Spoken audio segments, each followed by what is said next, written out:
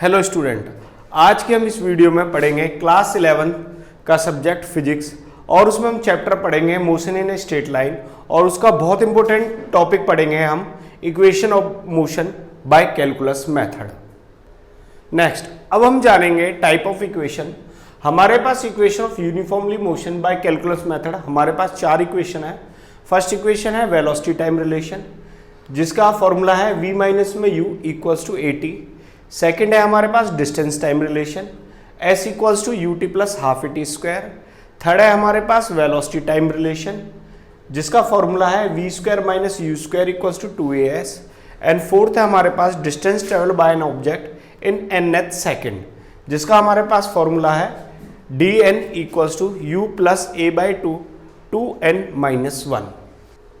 Equation of motion को solve करने से पहले हम कुछ बात जानेंगे इंटीग्रेशन के बारे में। अब हमारे पास इंटीग्रेशन होता क्या है और हम इसे कैसे सॉल्व करते हैं। जैसे हम 5 + 5 = 10 लिखते हैं, ऐसी जो हमारा इंटीग्रेशन होता है वो हमारे वेरिएबल क्वांटिटी को ऐड करता है और इंटीग्रेशन का सिंबल होता है दिस वन, इसे हम बोलते हैं समीशन। xn होता है हमारा वेरिएबल और किसको हमें ऐड करना होता है वो ये बताता है हमारा dx।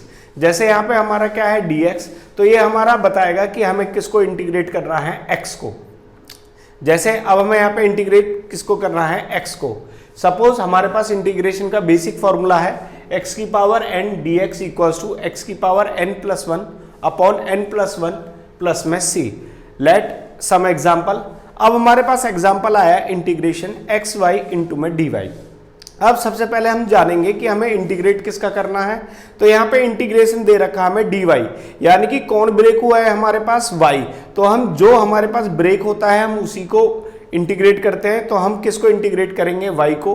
अब हमने y को इंटीग्रेट करना है तो x हमने बाहर ले लिया कॉमन, इंटीग्रेट y की पावर हमारे पास क्या है 1। हम फॉर्मूले में वैल्यू पुट करेंगे 1, तो हमारा आंसर क्या आएगा xy² 2 प्लस में c। इस तरह से हम बेसिक इंटीग्रेशन के फॉर्मूले कर सकते हैं। लेट डू मोर एग्जांपल और इंटीग्रेशन। अब हम इंटीग्रेशन के बारे में और कुछ जानेंगे। ये हमारा बेसिक फॉर्मूला होता है फॉर इंटीग्रेशन। अब हम इंटीग्रेट करेंगे इंटीग्रेट dx। अब यहाँ पे हमें इंटीग्रेट किसका करना है, x का, मगर हमारे पास यहाँ पे x की वैल्यू नहीं गिवन है तो यहाँ पे कोई भी वैल्यू नहीं होती, तो हम लेट करते हैं 1। तो हम इसे लिख सकते हैं 1 इंटू में dx। अब 1 को हम इन द टर्म लिखेंगे x, तो हमारा 1 को हम क्या लिखेंगे x की पावर 0। किसी भी क्वांटिटी की पावर 0 होती है तो उसकी वैल्यू क्या होती है 1। अब हमारे पास इंटीग्रेशन क्या आ गया, x की पावर 0 इंटू में dx। तो हमारे पास यहाँ n की वैल्यू क्या आ गई है 0। अब हम फॉर्मूले में वैल्यू पुट करेंगे n की, तो x 0 + 1 अपॉन 0 + 1, तो हमारा आंसर क्या आ जाएगा x + c। तो हम डायरेक्ट जान सकते हैं इंटीग्रेशन ऑफ dx, हमारा आंसर क्या आएगा x प्लस में c। Next example. अब हमारे पास नेक्स्ट इंटीग्रेशन है हमारे पास इंटीग्रेशन dv। अब हमें यहाँ पे dv दिया हुआ है, यानी कि हमारा ब्रेक कौन हुआ है v, तो हम इंटीग्रेशन किसका करेंगे v। मगर यहाँ पे हमारे पास v की क्वांटिटी नहीं है, तो हम लास्ट वाले एग्जांपल में जो हमने करा था कुछ भी नहीं होता तो वहां हम क्या लिखते हैं 1। अब 1 की जगह हम क्या लिखेंगे v की पावर 0, क्योंकि हमें किसका इंटीग्रेशन करना है v का। तो हमने यहाँ पे क्या लिखा v की पावर 0। अब हम फॉर्मूले में वैल्यू पुट करेंगे v की पावर 0 प्लस में 1, 0 + 1, जो हमारा आंसर आएगा वो आंसर क्या आएगा v + c। इस तरह से हम इंटीग्रेशन ऑफ dv को क्या लिख सकते हैं, integration of dv equals to v plus में c। Next example of integration. अब हमारे पास नेक्स्ट एग्जांपल क्या है, इंटीग्रेशन v इंटू में dv। अब हमें पता है हमें इंटीग्रेशन किसका करना है v का। अब हमारे पास v गिवन है और इसकी पावर हमें क्या गिवन है 1, तो हम बेसिक फॉर्मूले में रखेंगे v 1 + 1 अपॉन 1 + 1, तो हमारा इंटीग्रेशन का फॉर्मूला क्या बनेगा v² 2 प्लस में c। इस तरह से हम इंटीग्रेशन ऑफ v dv को हम क्या ले सकते हैं v² 2 प्लस में c। नेक्स्ट एग्जांपल है हमारे पास इंटीग्रेशन ऑफ dt, यानी कि टाइम। अब हमें टाइम के रिस्पेक्ट में इंटीग्रेशन करना है, तो अब हमारे पास कुछ भी नहीं होता तो हम क्या लिखते हैं 1, और 1 को हम क्या लिखेंगे t की पावर 0। तो यहाँ पे हमारी वैल्यू n की क्या है, n की वैल्यू हमारे पास क्या है यहाँ पे 0। तो हम फॉर्मूले में वैल्यू पुट करेंगे t 0 + 1 अपॉन 0 + 1, तो इसका आंसर हमारे पास क्या आएगा t प्लस में c, यानी कि हम इंटीग्रेशन ऑफ dt को क्या लिख सकते हैं t प्लस में c। Next point two remember calculus method को करने से पहले हमें कुछ पॉइंट याद रखने पड़ेंगे, लाइक दिस इंटीग्रेशन का बेसिक फॉर्मूला, इंटीग्रेशन का हमारा 1 प्लस डी एक्स का इंटीग्रेशन होगा x, इंटीग्रेशन हमारा dv का क्या होगा v, इंटीग्रेशन ऑफ dt का हमारे पास इंटीग्रेशन क्या होगा t, और v equals to d x by d t, यानी कि वेलोसिटी हमारा क्या होता है डिस्प्लेसमेंट अपॉन में टाइम, और एक्सीलरेशन क्या होता है चेंज इन वेलोसिटी अपॉन में टाइम। इन पॉइंट से हम आने वाली इक्वेशन को सॉल्व करेंगे। नेक्स्ट है हमारे पास equation, first equation of motion, velocity time relation v minus में u इक्वल्स टू at। अब इस इक्वेशन को सॉल्व करने के लिए हमें लिमिट लगानी पड़ेगी।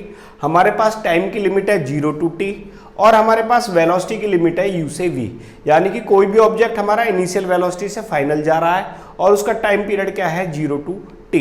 अब हमें बेसिक फॉर्मूला पता है acceleration equals to dv by dt। अब हम इसे कैसे लिख सकते हैं, हमने मल्टीप्लाई कर दिया, क्रॉस मल्टीप्लाई, तो dv की वैल्यू क्या आ जाएगी हमारे पास a dt। अब हम इसमें इंटीग्रेशन बोथ द साइड करेंगे। अब हमने इंटीग्रेशन कर दिया dv का with the limit u and v, integration करा dt का with the limit 0 to t। अब हमें पता है dv का हमारे पास इंटीग्रेशन क्या आता है v, अपर लिमिट माइनस लोअर लिमिट, और dt का हमारे पास इंटीग्रेशन क्या आता है t। अब हम पुट करेंगे upper limit minus lower limit, तो हमारे पास फॉर्मूला क्या आएगा v माइनस में u equals to a t minus में 0। जब हम a t माइनस में 0 करेंगे तो ये वाली टर्म हमारे पास 0 हो जाएगी और हमारे पास फॉर्मूला क्या आ जाएगा v माइनस में u equals to a t। इस तरह से हम फर्स्ट इक्वेशन ऑफ मोशन को ड्राइव कर सकते हैं। Next second equation of motion. अब हमारे पास सेकंड इक्वेशन मोशन है डिस्टेंस टाइम रिलेशन। इसमें हमारे पास क्या है s equals to ut plus में हाफ at स्क्वायर। इसे हम सॉल्व करेंगे v equals to d x by d t. हमने क्रॉस मल्टीप्लाई करा dx equals to v dt। अब dx, अब हमें जानना पड़ेगा इस इक्वेशन में हमारे पास v नहीं है, फाइनल वेलोसिटी नहीं है, तो हमने यहाँ पे v की वैल्यू पुट कर दी u प्लस at। ये कहाँ से आई हमारी फर्स्ट इक्वेशन से। अब हमने dt को बोथ द साइड करा और इंटीग्रेशन कर दिया, इंटीग्रेशन dx को करा x0 से x, u को हमने इंटीग्रेशन करा विद रिस्पेक्ट टू dt, और at को हमने इंटीग्रेशन करा a इंटू में dt। अब हमारे पास इंटीग्रेशन x क्या आएगा हमारे पास x, t का इंटीग्रेशन क्या आएगा t, और t dt का इंटीग्रेशन हमारे पास क्या आ जाएगा t स्क्वायर बाई 2। अब हम इसमें वैल्यू पुट करेंगे। अब वैल्यू पुट करने के पास हमारे पास वैल्यू क्या आएगी x minus x not, upper limit minus lower limit, upper limit minus lower limit, और upper limit minus lower limit. तो हमारा आंसर क्या आएगा x minus x not equals to ut plus में हाफ at स्क्वायर। अब हम इसमें value put कर देंगे, x माइनस एक्स नॉट को हमने क्या लिया है s, तो हमारे पास बेसिक फॉर्मूला क्या आ जाएगा s equals to ut plus half at square. इस इक्वेशन को सॉल्व करने के लिए हमने इसमें से किसकी वैल्यू हटाई थी, v की। तो ये बहुत इंपॉर्टेंट है, हमें याद रखना पड़ेगा कि हमें v की वैल्यू क्या पुट करनी पड़ेगी, u plus at। Third equation of motion. Third equation of motion क्या है हमारे पास, velocity displacement relation, v square minus u square equals to 2as। अब हम जानेंगे basic formula a equals to dv by dt। अब हमें पता है इसमें हमारे पास जो थर्ड इक्वेशन है इसमें टाइम नहीं होता, तो अब हमें इसे टाइम को रिमूव करने के लिए हमने dx से मल्टीप्लाई करा और dx से डिवाइड करा, और हमने इसे क्रॉस मल्टीप्लाई कर दिया, dx को चेंज कर दिया dv की जगह और dt को हमने चेंज कर दिया dx की जगह। तो हमारे पास क्या आ गया, dv by dx equals to dx by dt। अब हमें पता है dx बाई dt की वैल्यू क्या होती है v, तो हम क्या लिख सकते हैं a equals to dv by dx into में v। तो हमने क्रॉस मल्टीप्लाई करा, a इंटू में dx equals to v into में dv। अब हम इसे इंटीग्रेट बोथ द साइड करेंगे, dx की लिमिट है x नॉट टू x और v की वैल्यू है हमारे पास u टू v।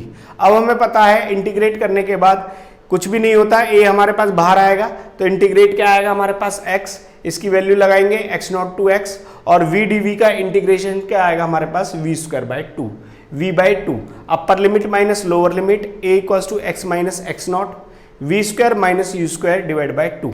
अब हम वैल्यू पुट करेंगे, v square minus u square 2a equals to x minus x not. अब x not minus x not हमारे पास क्या है s, तो हम वैल्यू पुट कर देंगे, तो हमारे पास फाइनल आंसर क्या आ जाएगा, v square minus u square equals to 2as। Next है हमारे पास फोर्थ इक्वेशन ऑफ मोशन, इसको हम बोलते हैं nth सेकेंड। हम डायग्राम से समझेंगे। सपोज एक ऑब्जेक्ट गया n तक, दूसरा ऑब्जेक्ट गया है हमारे पास n-1, तो हमें वैल्यू क्या निकालनी है, एस एन एंथ की, यानी कि लास्ट सेकंड में हमारा ऑब्जेक्ट कितना जाएगा। सपोज हमने ये ले लिया 100 मीटर और n-1 है हमारे पास 90 मीटर, तो हम जानते हैं कि लास्ट सेकंड में हमारा डिस्टेंस क्या आएगा, 100 - 90 सेंटीमीटर। अब इस फॉर्मूले की वजह से हमें लिमिट लगानी है। 100 हमारे पास क्या है n, और 90 हमारे पास क्या है n-1। तो यहाँ पे हम डिस्टेंस की जो लिमिट लगेगी वो कहाँ से कहाँ तक लगेगी, n-1 से n तक। तो हम इसकी लिमिट क्या लगाएंगे, Sn-1 to Sn। Fourth equation है हमारी ns सेकेंड। अब उसके लिए हम क्या करेंगे, v = ds/dt, ds को क्रॉस मल्टीप्लाई करेंगे तो हमारे पास क्या आएगा, ds = v dt। ds को हम in the form of v लिखेंगे, v = u + at × dt। तो अब हम यहाँ पे हमने लिमिट क्या लगाई है, यहाँ पे हमें डिस्टेंस की लिमिट लगानी पड़ेगी Sn-1 to n। v = u + at, यहाँ पे हमने वैल्यू पुट कर दी। अब हमारे पास ये इंपॉर्टेंट बात है, जो इसमें लिमिट लगेगी वो क्या लगेगी, n-1 to n, यानी कि जो हमारा टाइम चेंज हो रहा है वो कहाँ से कहाँ तक हो रहा है, n-1 to n। Integrate both the side, u = n-1 n × dt plus a n/n-t × dt। अब हम इसका इंटीग्रेट करेंगे, हमारे पास s का इंटीग्रेशन क्या आएगा, s, u dt का इंटीग्रेशन क्या आएगा, ut, और हाफ t dt का इंटीग्रेशन क्या आएगा, at²/2। अब हम इसमें इक्वेशन में वैल्यू पुट करेंगे, upper limit minus lower limit. s में हमने वैल्यू पुट करी Sn - Sn-1, ut, t की जगह हमने रखा n, और माइनस लोअर लिमिट, यहाँ पे स्क्वायर है हमारा तो हम लिखेंगे half a n² minus n-1 का होल स्क्वायर। अब हम इसे मैथमेटिकली सॉल्व करेंगे, उसके लिए हम जाएंगे इक्वेशन के पास। अब हमने फॉर्मूला ब्रैकेट ओपन करा, u n - n + 1 हाफ, यहाँ पे हमने फॉर्मूला ओपन कर दिया, n² - a² + b² माइनस में 2ab। अब n से n हमारा कैंसिल हो गया, तो हमारे पास ये क्या आया, u, फर्स्ट डिजिट से हमारा क्या आया, +1 हाफ a, ब्रैकेट ओपन करेंगे, माइनस मल्टीप्लाई होगा both the side, n² - n² minus 1 plus में 2n। नेक्स्ट स्टेप में हमारे पास क्या आएगा, यहां से n² से n² कैंसिल हो जाएगा, तो u को हम अंदर मल्टीप्लाई करेंगे तो वैल्यू क्या आएगी, u हाफ a/2 हमने कॉमन ले लिया, हमारा फर्स्ट डिजिट क्या आया, -1, और हमारा क्या आएगा, +2। इसे हम अल्फाबेटिकली लिखेंगे, u प्लस में a/2, 2n को हम आगे लेके आएंगे तो हमारा आंसर क्या बनेगा, 2n-1। तो ये हमारा बेसिक फॉर्मूला है nth सेकंड का, u + a/2 bracket 2n-1। At the last, my YouTube channel is Education Bhandara for provide easy, smart and free education for 9th, 10th, 11th and 12th. More and more subscribe. Thank you very much.